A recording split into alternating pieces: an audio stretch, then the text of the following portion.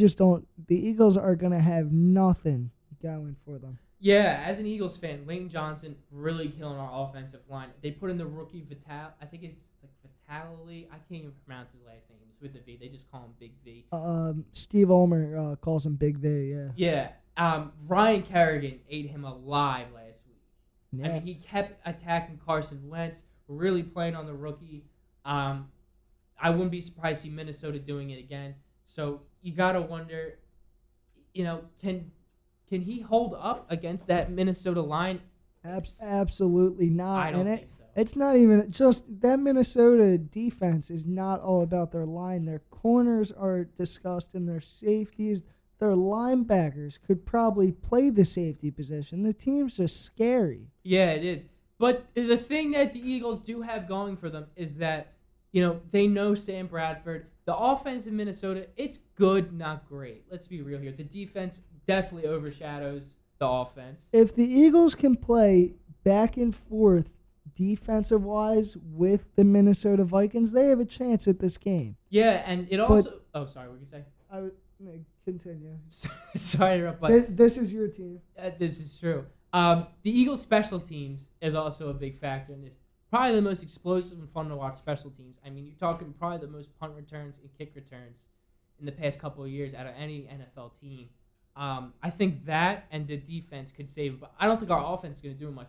I'm looking for like a very low scoring game here, like a 13-10 type game. What do you think? God bless you. We'll edit that one out too. But Wrong. Wrong. But anyway, yeah, I could definitely see it being a 13-10 game. And that's the only way the Eagles really have a chance at winning this game because, as good as the Eagles offense looked in, week 3, that offense will not look like that against this Minnesota Vikings team. Especially not with Lane Johnson out. If Lane Johnson was in, it could be a different story. But I don't think it would make a huge difference. But I don't see the Eagles really completing a lot of deep passes. I don't see Carson Wentz airing it out like he did against the Redskins at the end of the game. I mean, the Minnesota Vikings defense is scary. I'm willing to say it's probably the best in the league. Yeah, I mean, trust me, I could, like we were talking earlier, any given Sunday, I mean, I can be completely wrong. Remember how confident you were when the Eagles were just coming off their bye, the Lions were all hurt. It's going to be a good week in Detroit, and then the Eagles ended up losing. I mean, maybe the bye week slowed down Minnesota. It could be a different team than what we saw the first 5 games. And the game is in Philly, which definitely favors them. But, my opinion, from what I've seen, I mean, this Minnesota Vikings team has stopped Aaron Rodgers, Cam Newton, Eli Manning, all Super Bowl quarterbacks. I mean, 2 of them Super Bowl winning. Obviously, Cam Newton's not. But I mean, you just never know in the NFL. But I'm gonna stick with my pick with the Minnesota Vikings. It's tough. I mean, the only reason I could see the Eagles winning is, I believe last year while Chip Kelly was still coach, we came off like a 3 or 4 game loss. Went and played the Patriots at Gillette Stadium. No one ever thought the Eagles were going to win that game. Any given Sunday. Exactly, and it's any given Sunday. I mean, I hate to say it, but I think Minnesota's probably going to end up winning. And the only reason I say that is because I picked the Eagles the last 2 weeks and they lost. I'm hoping I jinx myself here and they win. But I do think, honestly, though, when it comes down to it, Minnesota, they're hot. They're undefeated. They want to keep the streak going. The defense is great. Sam Bradford, pretty good quarterback. You honestly, another way to beat that team, you better make Sam Bradford turn that football over. And you hope that Malcolm Jenkins, takes it in for 6 too for you, like we did last week against the Redskins. He got that last week. Look, the guy's old. I mean, Malcolm Jenkins? There's gray in his beard. Come on, he's old. Oh, stop. But he's not gonna have that every week. Biased. Yeah, wrong.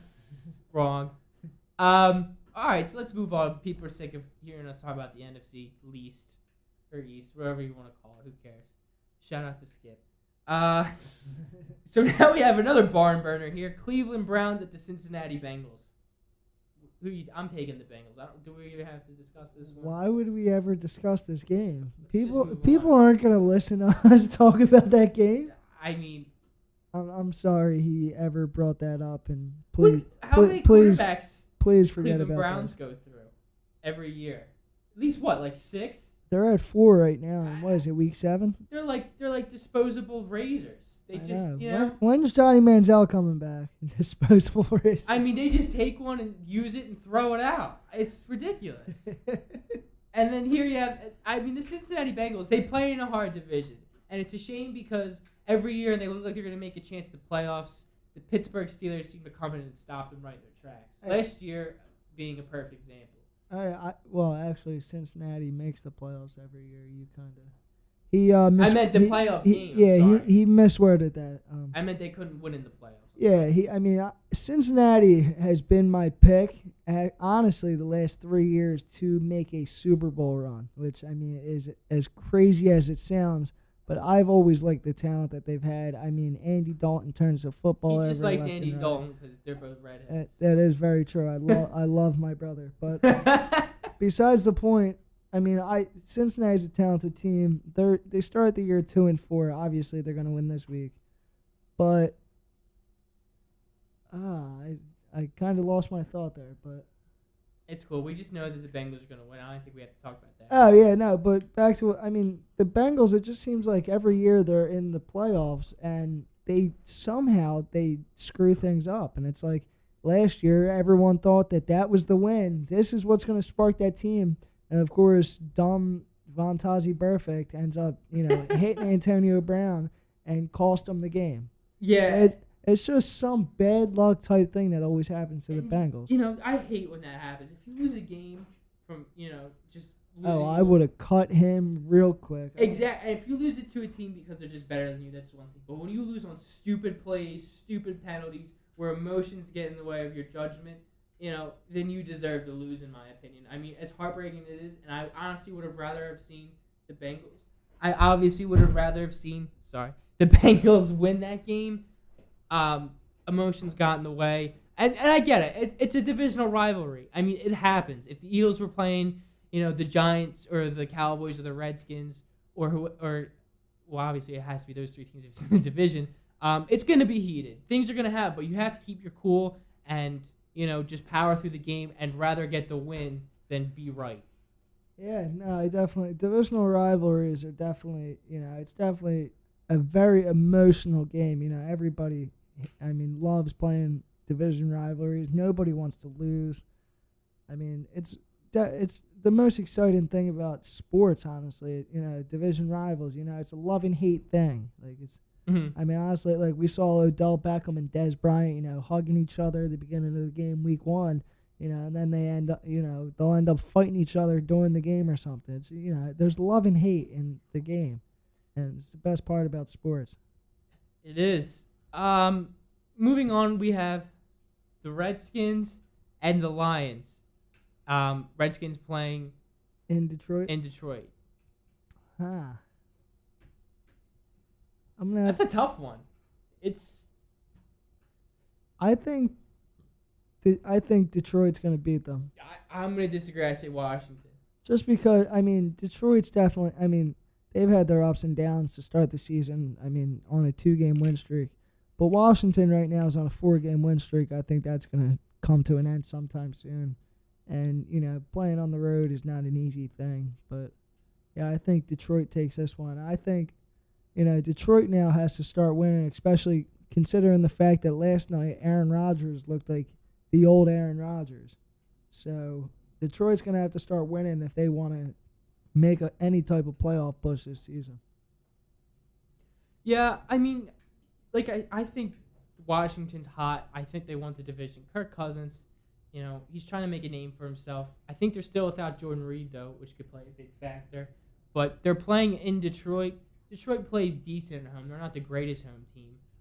They did beat us at home. And I think they just beat... Who did they beat last week? The Rams, right? At Detroit. Did they play that game at Detroit? They played in Detroit last week. Who? The Rams? Who? I know the Lions played the Rams last week. They played in Detroit or at LA? I think in Detroit. Game was in Detroit, yeah. So they're coming off 2 wins at home. Okay, so I see your point here. I'm still going Redskins. I don't think Detroit's going to beat them. I mean, the Redskins, don't get me wrong, they're definitely a very talented team, but I gotta stick with the Lions on this one. I just think at home, I think the Lions are gonna show up to play. I think the Redskins want to stay hot. I think they take the win. Yeah, I mean, hey, any given Sunday. Wrong. Wrong. Always wrong. Hillary's always wrong. Bills at Dolphins. Bill, as in Bill Clinton. Give me the Dolphins. I'm taking the Dolphins. The Bills. I mean, this is also a division game. Bills looking bad. Only have 1 win. Dolphins not much better. I think. Oh wait, Bills are 4-2. Oh, I'm thinking the Jets. I'm sorry. Yeah, the Jets are absolutely horrible, but the Bills are coming off 4 straight wins. Especially everybody predicted that team to be 0-6 at this point right now, but the team's 4-2. I think the Dolphins, though, win this game, especially at home, to try to get themselves back in this mix, because I believe that the Dolphins are a lot better of a team than what their record shows. Yeah, I would agree. They have a lot of talent. It just thinks that, that's a tough division because it's the Patriots every year. I mean, the only hope you have is the wild card. Yeah, I mean, if you look at, obviously their quarterback, I'm not a big fan of Ryan Tannehill. I mean, I think the guy, has had some good moments in his career, but I've never really been a big fan of Ryan Tannehill. But their defense, on the other hand, is that defense, especially their defensive line, is something. You have Cameron Wake, Ndamukong Suh. Yeah, I was just gonna say him. And Mario Williams. I mean, obviously, we don't know if Mario Williams is still the same guy. I mean, obviously not, but I mean, still, those 3 on that same D line is scary. Yeah, the problem probably would be their secondary. Yeah, Byron Maxwell. I mean, Kiko Alonso, though. I can't even make a comment. I mean, they're probably all playing good like every other ex. Yeah, and that's what I hate. Everybody that's great comes to Philadelphia and is horrible. Then they leave and are actually pretty good, which I don't understand. But I think they just probably hate being here and they don't want us to win. I think it's a conspiracy. Moving on, we have the Raiders at the Jags. I'm taking the Raiders. I think the Raiders they're a very underrated team this year. The Jags, I know you wanted them to win the division and actually probably picked them to win the division, but I think the Raiders are actually a decent team with Carr at quarterback.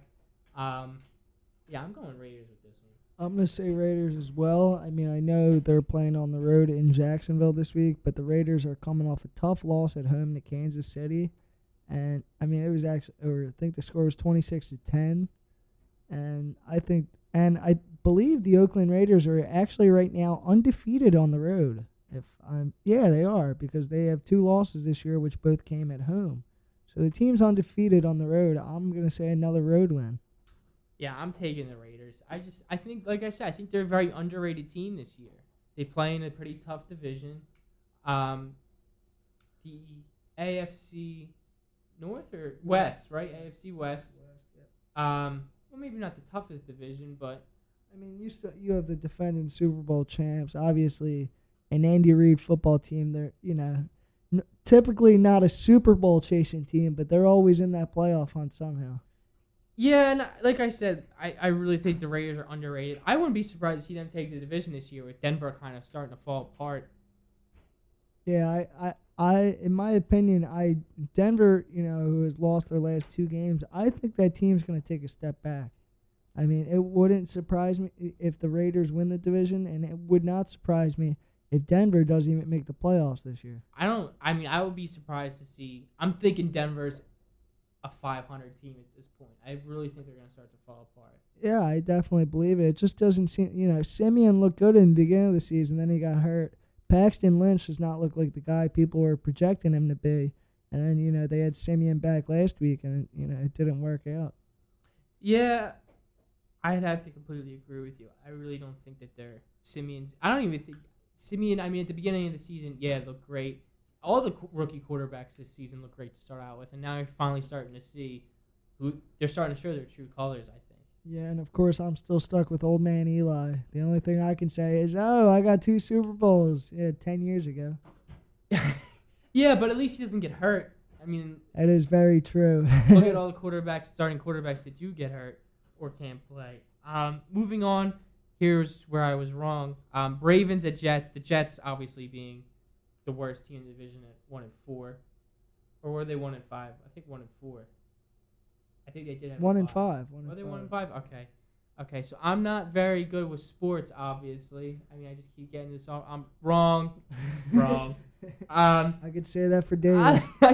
I picked the Ravens with this one. I mean, the Ravens started out hot. They were one of the last 5 teams to go undefeated and then lost to the Oakland Raiders. But I think the team's still pretty good. I think they have a shot of even winning the AFC. Actually, I don't know. That I was going to say they're going to win the AFC North, but that's always been a tough division. I think that division probably ends up going to the Steelers. But I think the Ravens can make a wild card run, and I think that they're going to beat the Jets, who are only 1-4 this week, even though the game is in New York. Well, I have one name to define this game this week, Who's that? and that is good old Geno Smith, Oh my who is God. back as the Jets' starting quarterback. Oh my God. So I am taking the Ravens this week. It seems like obviously the New York Jets are a 1-5 team, and I mean at this point you can kind of pack things up. You know, they signed Ryan Fitzpatrick, Who hasn't done anything? but you can't really blame the guy. I mean, Geno Smith is absolutely horrible, but you know Ryan Fitzpatrick, who was really good last year. I mean, was good until week 17 where he threw 2 interceptions in the end zone, which cost the Jets the playoffs. But it looked like that kind of carried over to this season. But the offensive line is almost as bad as that Colts offensive line. That guy just has no time in the pocket. Yeah, and we saw the game where he threw 6 interceptions. Yeah, it's just insane. It's like because he has no time. He can't think. He can't see down the field. A guy from Harvard, obviously, Not using his brain all the time. And there's a lot of weapons on that team. You have Brandon Marshall, Matt Forte, Darrell Revis, Revis Island, I wouldn't want to take a vacation there for a lot of reasons. And one being that, he's just not covering people like he used to. I mean, you're seeing receivers blow by him. I mean, if you remember that game, the first game they played, I think it was a Thursday night game against the Bills, he got burnt. I mean, I thought that was Byron Maxwell out there, not Darrell Revis. Yeah, I mean, come on, the guy. I mean, that kid's quick. I don't think Darrell Revis was expecting that from the Bills, but I mean, yeah, Darrell Revis obviously has not been the same player this year, and I mean, we've seen certain players who we would think would be there, but just haven't all been there this year. Like Aaron Rodgers until last night hasn't been the same quarterback. And that was also against the Bears. Let's bring that up. Well, yeah, I mean, I get it was against the Bears, but I mean, he looked a lot better than, what he's looked in the past several weeks. Yeah, I'd have to agree, but that Packers team isn't what it used to be. It's not the 2010 team that we saw go to the Super Bowl. I don't, honestly, 2009, 2010 team.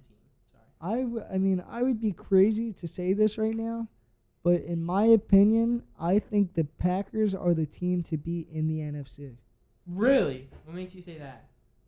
My opinion, I think their defense is a lot better than what their defenses have looked like in the past. And I just think, Eddie Lacy's running the ball a lot better this season.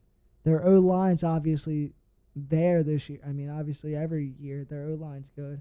And Aaron Rodgers isn't going to be inconsistent like he is all year. Obviously, he started out in a little bit of a slump. He got out of it. Like you said, it was against the Chicago Bears. I get that. Still a football or national football team. So Aaron Rodgers, I think, is going to take a lot of momentum from that game, and I think that team is definitely going to be down the road as a team to beat in the NFC. And it's actually funny though. I say that and I completely forget about the Minnesota Vikings. Yeah, I was gonna say I think they're really the team to beat. Being undefeated. I would not be surprised to see a Green Bay Minnesota NFC Championship game. That would be fun to watch, especially because it's a divisional Yeah. NFC. Exactly. let's move on for a second to the Chargers and Falcons. Chargers playing in Atlanta. I'm gonna take the Falcons on that. I'm agreeing. Yeah. I mean, I think San Diego. They're another Miami Dolphins type. I think San Diego is definitely a team that is better than what their record shows. But I think the Falcons. After losing a tough game last week, which they kind of should have won, even though the pass interference wasn't called on Richard Sherman, which should have been, but they lost on a blown call, and they played a close game in Seattle, which is not an easy place to play. They lost by 2 points to that team, and I think Atlanta is the real deal. I think their offense is going to continue being the best offense in the NFL this year, but the big question is definitely their defense. But yeah, their defense has always been what's been holding them back. It's weird because you're seeing a lot of that out of the NFC South, except the only exception I can think of is the Carolina Panthers last year, who had a very dominant defense. Except they could not hold second half leads. They really couldn't. That's when the defense, for some reason, just got tired. And that was a very dominant defense. You had Luke Kuechly and Josh Norman. Josh Norman, obviously, with the Redskins now. But, sorry, what were you going to say? Yeah, or Josh Norman's really looking like something now in Washington. It's funny because me and Matt talked about this before. We said, is Josh Norman just a one-time, deal type guy where, he has his first 2 years are great and then he's going to trail off. And so far, I haven't seen it. The kid's playing great for his third season. I still don't look at him as a top cornerback. A lot of people did bring up the point week one like Victor Cruz said after week one when Josh Norman got called out for not covering Antonio Brown against the Steelers. And Victor Cruz, came out and said top corners cover top wide receivers. So he came out in week 2, covered Dez Bryant, and got torched. Week 3, Odell Beckham, we know that rivalry very well after week 15 last year. He got torched. I don't think he got torched on that. He got 122 yards. You're going to tell me he isn't torched? Yeah, but he didn't give up a touchdown. Okay, I get that. But that's what I was going to say. The guy got smoked for 120 yards. I don't... That's not a dominant corner in the NFL giving up 120 yards. That's not an elite cornerback. Let's look at Darrelle Revis, who was a top corner for years. This guy shut down Randy Moss, who was the best wide receiver in the NFL. When Randy Moss was a Patriot and Darrelle Revis, obviously with the Jets, Darrelle Revis shut down the top receiver in the NFL. That's what a top corner is. A top corner is not giving up 120 yards in a game. A top corner is not getting torched by Dez Bryant. A top corner is not hiding from Antonio Brown. Yeah, I want to see. I agree. Maybe he hasn't gotten off to the high. Here's my 1 week rant, everybody. Wrong. I agree with you, but I also think there's a lot of football left, and he does have to face Odell Beckham again. I can't wait to see what happens. I can't wait either. And honestly, what did he do? You probably watched the game more than me. How did he play against the Eagles last? Actually, honestly, the Eagles really didn't even do much passing with that. Jordan Matthews had one big. Well, okay, so the problem with that game, I know we keep going back to the NFC East, people. I'm so sorry. The problem with that game was we had a kick return for a touchdown, and then right after that, then Redskins go right down the field, and Malcolm Jenkins goes and has a pick six. So our offense was on the field for over a whole quarter, besides the kneel down at the end of the second half, or at the end of the first half, second quarter, I'm sorry. And then we go back on the field in the third quarter, and the Redskins get the ball back to start the third quarter. The Eagles' offense could never get going because they were never on the field. Now, let me bring up this topic to you because I remember getting a text message during that game, actually after that game, saying the refs, it was all the refs' fault. They blew this game, like a typical Eagles fan. We all know how they are. Love you guys, but anyway. So let me ask you this, which was actually an interesting topic, which I heard on the Scott Van Pelt show, which was discussing pass interference being able to be reviewed. Like, you're allowed to challenge a pass interference call. What would you think about that? What, for that game, or like a specific instance during the game? Like, No, they would've I'm made a I'm difference. saying overall because obviously a lot of a lot of people are like you during the week. No matter what team, what fan they are, they're exactly how you reacted last week. The ref blew that game. Remember me last year, week 1, when I was telling you the refs blew that game in week 1, which cost us our entire season. Well, let me I'm still mad about that, and that was last season. let me preface by That was PI, people. Let me preface by saying it's not all the refs. The Eagles did shoot themselves in the foot with penalties. But I want to go back to the Fletcher Cox roughing the passer call. It was third down with probably like 16 seconds left on the clock in the second quarter, about to go into halftime. And Kirk Cousins just gets rid of the ball as Fletcher Cox is about to hit him.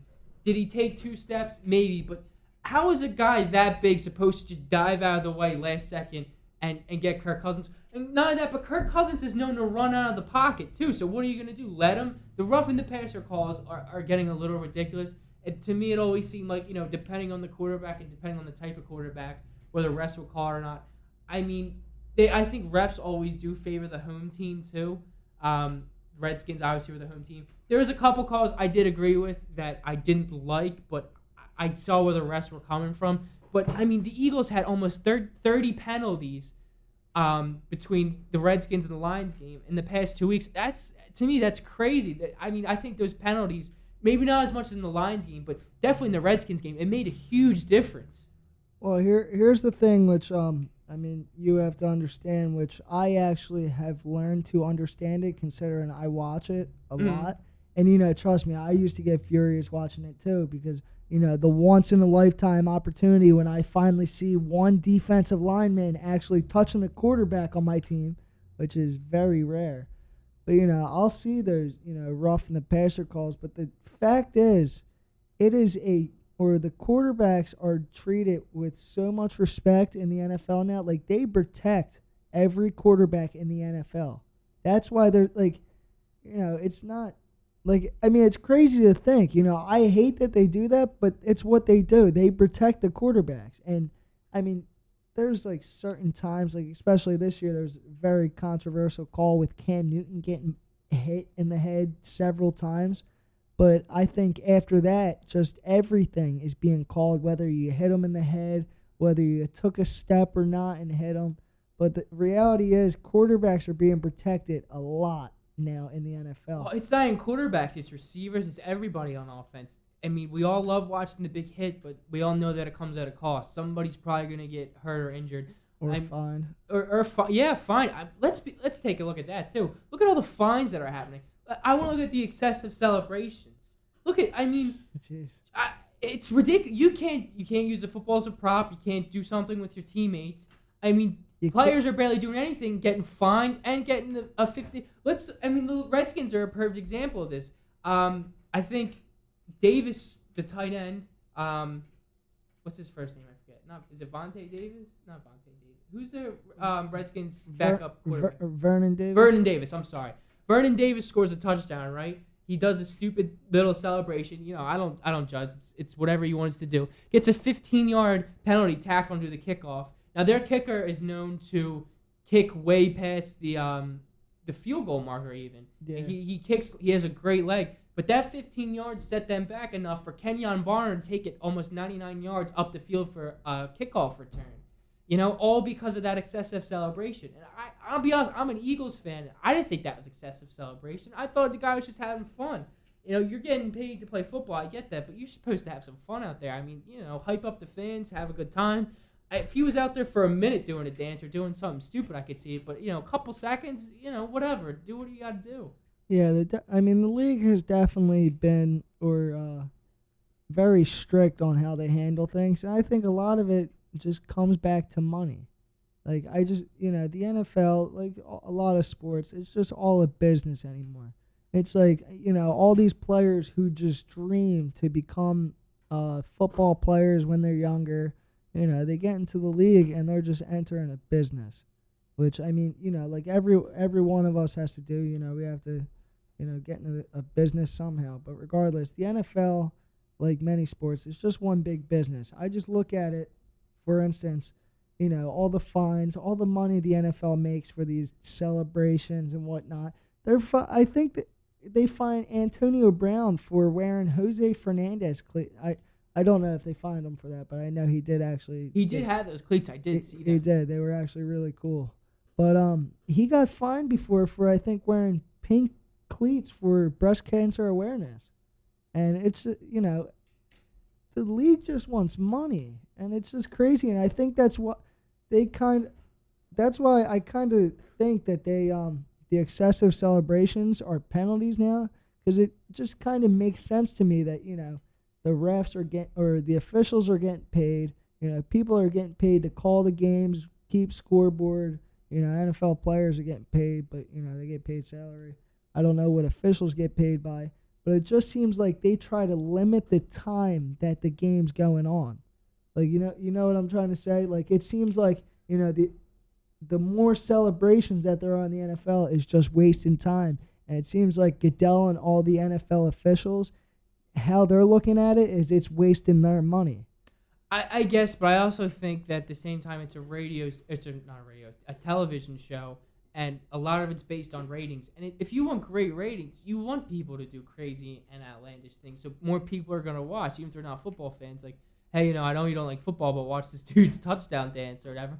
But I think a lot of the flags and stuff, I think the NFL might be getting extra revenue from the flags, because let's look at it. Every time there's a flag on the field, they go, okay, we'll be right back. Take 30 seconds or so and show a commercial. I mean, they're getting paid for every single commercial they show and how many times they show it. It adds up. But as a fan, it's getting annoying to watch football and every single place a flag. They got to look at everything. I mean, we're seeing a lot with baseball, too, now with instant replay. It's starting to take away from the game. I mean, I understand you got to get the play right. It's in everybody's best interest to have the play right. You don't want anybody to feel slighted by not getting it right. But at the same time, I want to watch the game as it's meant to be played. You want to keep going. You want the plays to be continuous. You don't want to stop every single play. Especially if your offense is on a roll. If you have like a no-huddle type offense like Chip Kelly used to have in Philadelphia, that could hurt your team if you're trying to move really quick and get the ball up. Yeah, it's just crazy how the NFL works. I mean, obviously, to me and you, there's definitely certain things which are definitely wrong with the NFL and wrong with how they handle different situations. They fine people every week for a hit. They penalize people. The league's just become really soft, and it's like sad, because it's like could Brian Dawkins, we've discussed Brian Dawkins several times. Could he play in this league? Which is just crazy to think, because he was one of the biggest hitters in the NFL. Yeah. Like guys like him, Ray Lewis, Brian Urlacher, could they play in the league today? My voice just cracked. I apologize, but Matt's really 15 and not 22. I have a full beard, ladies and gentlemen. But Scruffy. Yeah, but regardless, it's just very questionable if those big hitters could play in the NFL because of how soft it's gotten, and it's really sad as NFL fans to see that. And, like we said, it is in everybody's best interest to keep everybody healthy and get the play right. But, it is taken away from the game. But we do want to move on and cover the last 3 games we have lined up. Buccaneers at San Francisco. That's a tough one. I'm going to say Buccaneers on this one, only because that is the only team who is going to compete with the Atlanta Falcons this year. So I think this is a must-win for them. And also, Chip Kelly wants Deshaun Watson, so I think San Francisco needs to lose. It's tough. This game could really go either way for me. I'm going to agree with you here and say the Bucs, because they are competing. I don't think the 49ers are really going to be much this year. Not to slight Chip Kelly or any 49ers fans. I just don't see it happening. They looked good when they blew out the Rams in the first game of the season. But ever since then, it just seems like there's nothing there. And they're starting Kaepernick, who, he's a very love-or-hate guy right now in the NFL. Yeah, let's not go into that category, because that's probably my least favorite talked about topic. That guy on SportsCenter has gotten more fame than LeBron James and Steph Curry.